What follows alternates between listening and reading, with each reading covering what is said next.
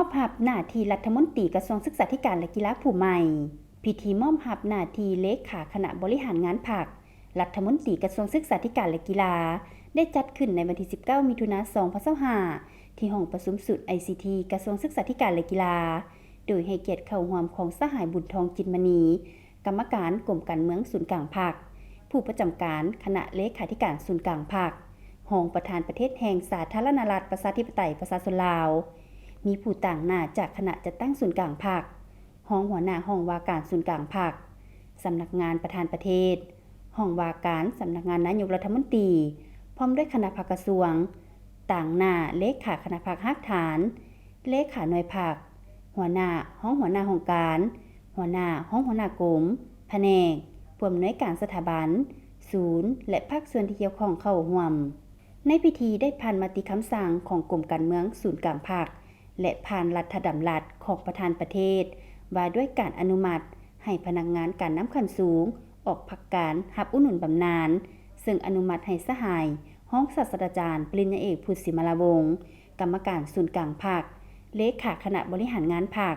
รัฐมนตรีกระทรวงศึกษาธิการและกีฬาผู้เก่าออกพักการรับอุดหนุนบำนาญพร้อมทั้งผ่านคำสั่งยกย้ายและมติตกลงกรมการเมืองว่าด้วยการแต่งตั้งสหายห้องศาสตราจารย์ปริญญาเอกท้องสฤทธิ์มังนอเมฆเลขาธิการศูนย์กลางพรรคหัวหน้าห้องว่าการศูนย์กลางพรรคผู้เก่า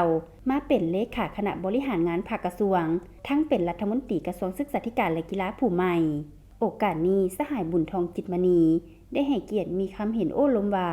ด้วยความเห็นห้องต้องการของหน้าที่เวียกงานกรมการเมืองและคณะเลขาธิการศูนย์กลางพรรค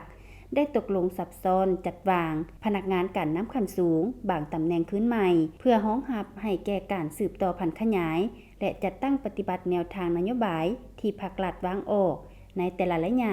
ให้บรรลุตามระดับคาดหมายและมีผลสำเร็จอย่างเป็นรูปธรรมพร้อมทั้งแสดงความย่องยอสมเสยคณะบริหารงานพรรคกระทรวงศึกษาธิการและกีฬาเว้ารวมเว้าเฉพาะก็คือคุณงามความดีของสหายห้องศาสตราจารย์ปริญญาเอกพุทธศิมลาวงศ์ในการปฏิบัติหน้าที่ตลอดระยะเวลาที่ดำรงตำแหน่งเป็นรัฐมนตรีกระทรวงศึกษาธิการและกีฬา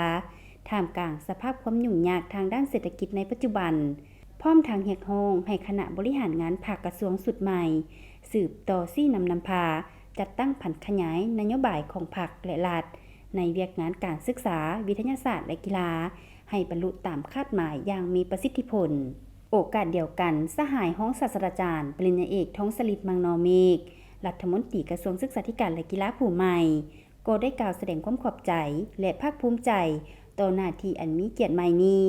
พร้อมทั้งได้กล่าวเน้นหนักเวียกงานสำคัญที่ต้องได้สมใส่พัฒนาอย่างบ่หยุดยั้งมี6หน้าเวียกคือ 1. สืบต่อเสริมขยายมูลค่าอันดีงามเพิ่มทวีความสามัคคีความเป็นเอกภาพภายในคณะนำยึดมั่นหลักการร่วมศูนย์ประชาธิปไตยปฏิบัติระบอบแบบแผนนำพา